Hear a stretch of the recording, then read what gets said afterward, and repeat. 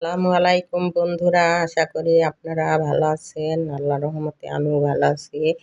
এই যে আমি এখন একটা রেসিপি নিয়ে আসলাম আপনাদের সামনে। আমি এখন এই রেসিপিটা করব হলো রাজভোগ রসগোল্লা বানাবো। এই যে এগুলি হলো দুধের ছানা। এখন আমি কিভাবে বানাবো আপনারা দেখবেন। আগে আমি একটু শিরার পানি চুলায় বসায় দেই।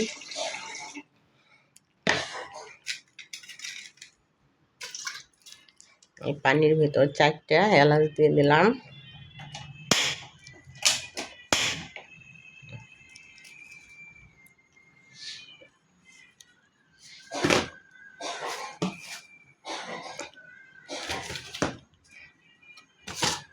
এখন আমি পানিতে দেব চিনি।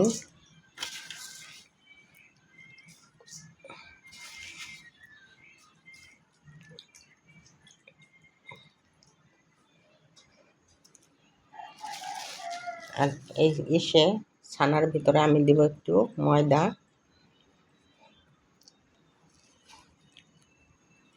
আর এই যে 1 চিমটি একটু বেকিং পাউডার দিয়ে আমি এখন এই ছানাটা অনেক সুন্দর করে এই ময়দার সাথে মিশিয়ে মাখিয়ে নিব। তারপরে আমি এই রাজভোগ রসগোল্লাগুলো বানাবো, আপনারা দেখবেন।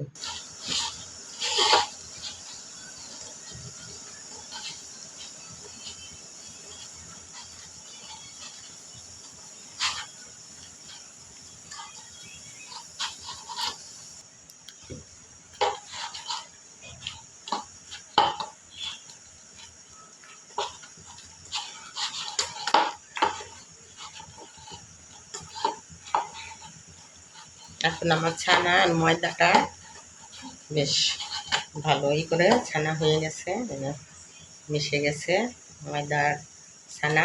এখন আমি এটা গোল গোল করে লাড্ডু বানিয়ে নেব। এদিকে আমার চিনির শিরাটা ফুটছে।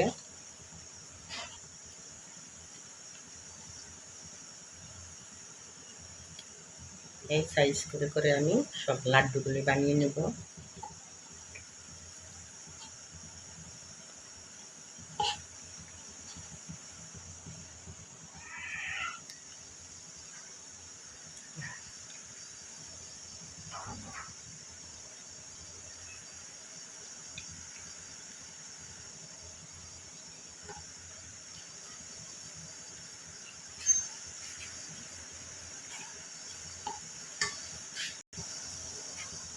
বন্ধুরা, শিরাটা আমার হয়ে গেছে। এখন আমি শিরাটা চিকনির সাইজে ছেঁকে নিব।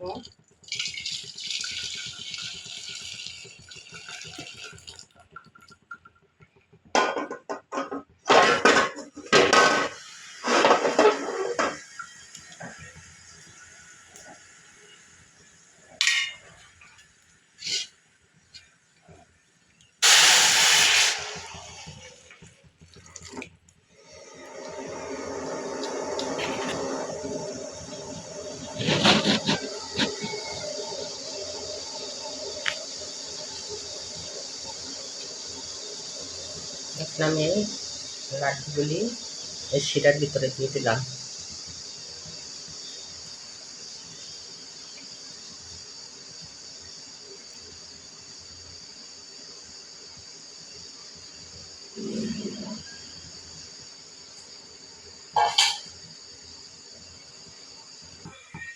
বন্ধুরা, আমার রসগোল্লাগুলো বানানো হয়ে গেছে।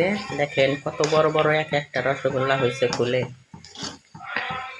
দেখছেন? এইভাবে আপনারা তৈরি করবেন।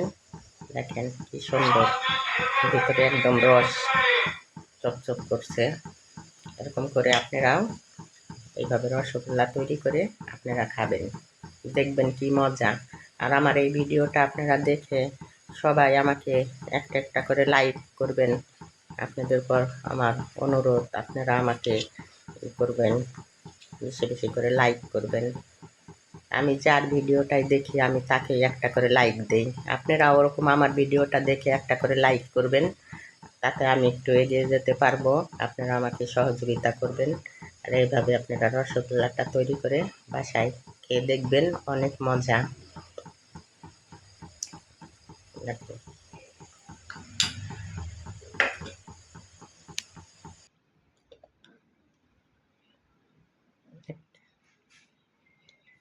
এরকম করে তৈরি করে খাবেন, দেখবেন অনেক স্বাদ, অনেক মজা।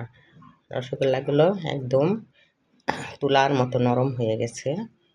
এই রসগুলি এখন আরও ভিতরে যাবে, দেখবেন আরও বড় বড় হবে, অনেক খাইতে মজা হবে। আল্লাহ হাফেজ, ধন্যবাদ।